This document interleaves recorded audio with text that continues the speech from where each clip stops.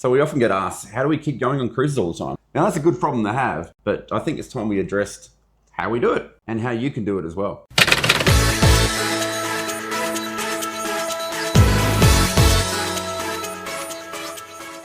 So for us, there's no real magic trick of how we afford to go on cruises. But yeah, we work like regular people. We just work and do a bit more work. Yep. And although we really do enjoy what we do, when we're not working, we jump on a cruise. And when we're not cruising, we're working. Now, obviously, depending on what you do for work, you will have a budget. But cruising on a budget can be done. Yeah, absolutely. You know? And we're going to hopefully share with you some of our hints, tips and tricks on how to cruise on whatever budget you have. Now, we've been lucky enough to be able to enjoy a variety of different ships and itineraries, which has allowed us to explore all of the options that cruising has to offer. So one of the things you can do is to book your cruise as far in advance as possible. This just gives you plenty of time to know what you have to save for and then the time to pay that off as you go. Yeah, it's a great idea. If you book your cruise I think maybe 2 years in advance, they will give you a time as to when you need to make your final payment. Yeah, sometimes the cruise lines also have like a small deposit, so you can actually just book the cruise and secure it, and then you pay it off over time, like Shannon said. Another great way to be able to book your cruise is to book it last minute. Now, I mean, you're going to have to be a little bit flexible there. Yeah. So, maybe you might be retired or whatever it may be, you've got that time available. But a last minute cruise, you can actually get some great deals. Now, we did do a last minute cruise at one point. Yeah, it was on the P&O Pacific Jewel. That's right, I remember that. Like a comedy cruise. Yeah, it was awesome. Because it was last minute, it only cost us what? I think it was like $99 a person. 99 bucks. Can you imagine that? It was an interior room, but still $99 per person. It was the cheapest cruise ever. How can you beat that for 99 bucks? Yeah, so if you're flexible, you can sometimes catch these really good last minute deals. One way you can get deals is to sign up to the cruise company newsletters. We receive lots of emails from Royal Caribbean and Carnival and Celebrity and whoever else showcasing all of their specials that they have going at the time. And sometimes you can take advantage of some really good deals in those specials. Yeah, that's for sure. So look, if you do like to gamble, a lot of the cruise ships will have clubs that you can join as part of the casino. And with that, you often get sent deals. If you spend a bit of money in the casino, they tend to want you to come back. So you might get sent some deals from that club that has offers like free drinks for you at the casino bar. Some people have gambled enough in the casino, they've got like free cruises off the company. Now, we're not obviously encouraging gambling. This is a very personal thing, but it is, if you're into that, one of the ways you could save some money on your cruise or just use those benefits to your advantage. Yeah, but please, folks, gamble responsibly. Another way you might be able to save a little bit of money when booking your cruise is to book directly with the cruise line. Sorry, travel agents, I know. Not I'm sorry. Gonna cop some hate for that one. No, we're about saving money. Yep. Obviously, a travel agent is going to have a fee. A lot of the companies do make it very easy to just book your cruise on their website. Yeah. You can select how many people, how many nights, what cruise you want, and then you just go to select your room. You can browse through all the different cabins. Every cruise we've done has always been just booked directly through the company's website. There are some affiliated sites you can use to help you book a cruise. There is Cruise About, Adrian, the cruise and travel guy. He has a website where you can compare, book, directly with him. So these might be some things you could look at as well. Yeah, we've actually just used Adrian, the cruise and travel guy. Yep. And the process has been seamless, so well done. Australia can be a little bit limited as the amount of cruise companies that we have tend our terminals. We have Carnival, who sail all year round. We do get Royal Caribbean for our summer season. And then every now and then we get Princess, Norwegian, and Celebrity visit usually the Sydney terminal. It's obviously always going to be cheaper to sail out of somewhere close to home. So if you're not too worried about your itinerary, where the ship is going, or seeing maybe some of the same places over again, you could save a bit of money that way just by booking a cruise from your hometown terminal. Obviously, by doing this, you're just going to save yourself some money on flights and accommodation, which would obviously help you have a bit more spending money for the cruise itself. Now, folks, book as much as you can before you go on your cruise. Yeah.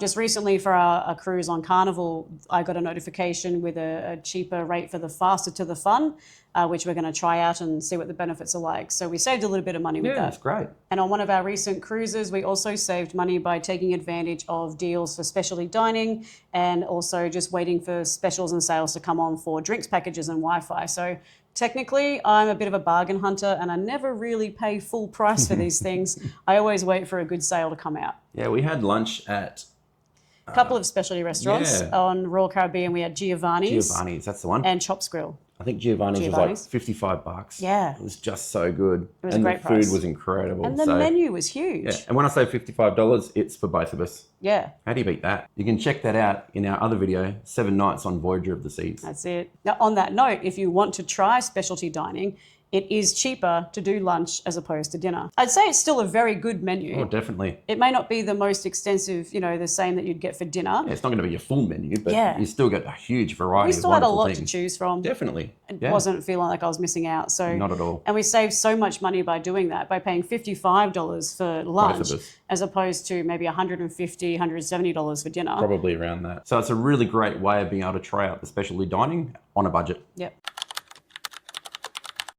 All right, so let's talk cabins. Okay. Obviously, you are going to save a bit more money by booking an interior room. Yeah, so don't feel as though you really have to book a balcony or a suite or something super fancy for your first cruise. Book an interior room, it's okay. You'll still enjoy it. Often on the TV screen, you'll be able to get a view outside to the ocean via the ship's camera. Yep. And that just gives you that little taste of what it's like to have a window looking outside, perhaps. Yeah. And that's fine. Depending on the cruise line and the ship, not only can you access a view via the TV, some ships with Royal Caribbean actually have like a wall that's kind of like a floor to ceiling window that's called a virtual balcony. So it's we've like you had that. it's like you have an outside view to what's happening outside, but it's just a screen on your wall. And on the Voyager class, Yes. they have the promenade view as well, which Correct. is actually really cool, especially if you like people watching. Yeah. It's quite fun to look up and down that promenade there and see what's going on. Often I've gone, hey, look, there's a function going on down there. Let's get out and go and party, You can keep your eye on things. Yeah, it's good. Yeah. All right, now another way you could save a bit of money is by not booking shore tours. Now, don't get me wrong, there is nothing wrong with booking a shore tour. If you really want to see something in this place, you definitely should book it. And booking it through the cruise line will guarantee that they bring you back on time.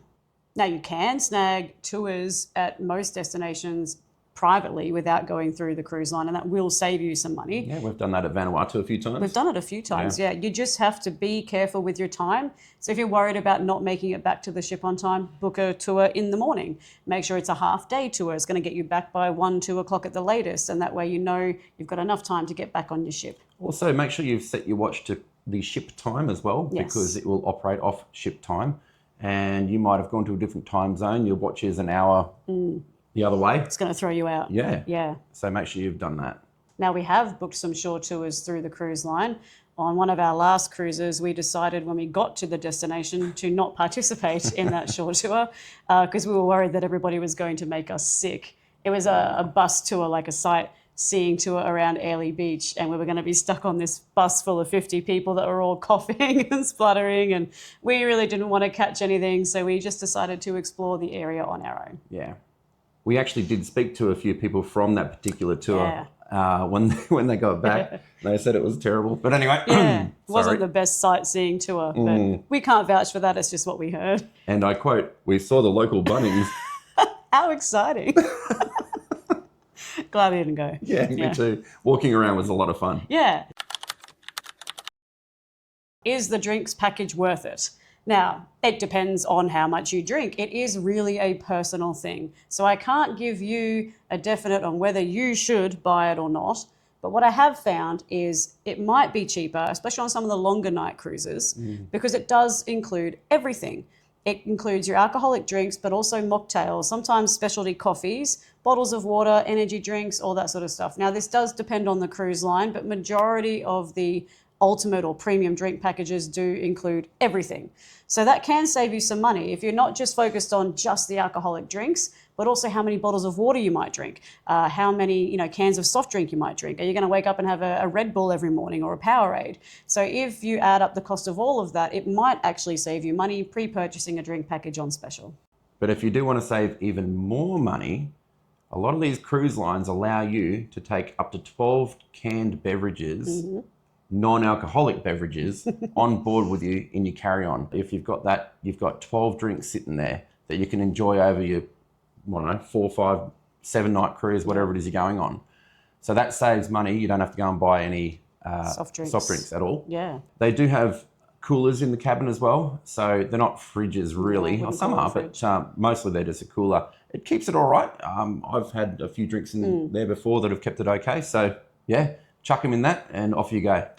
Or you can even get a bucket of ice from your house steward sent to your room to cool down some drinks to start with. Yeah. So that's a great way of being able to save a ton of money. If you don't want to get the drinks packages, just bring some cans of drink on board with you.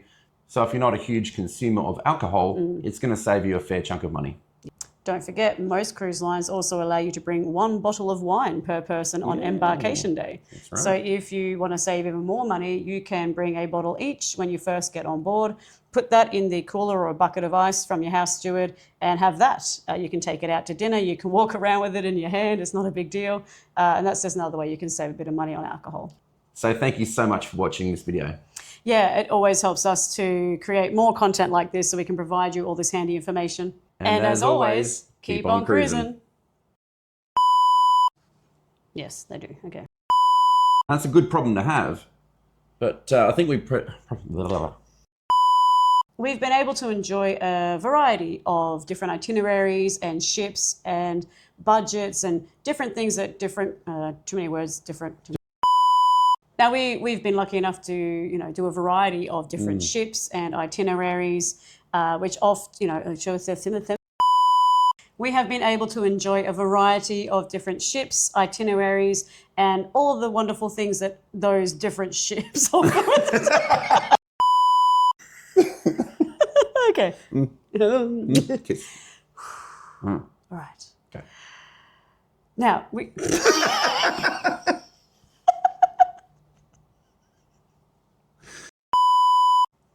Another really good. I'll try that again. Down water. Have your water.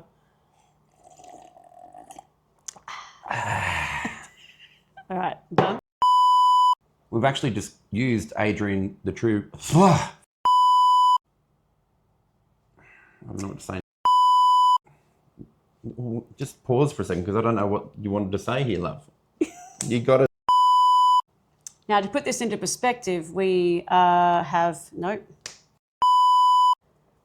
All right. And as always, keep on. And as always, keep on cruising. Always keep on cruising. Just say it like normal, okay? And as always, keep on cruising. Are you recording that?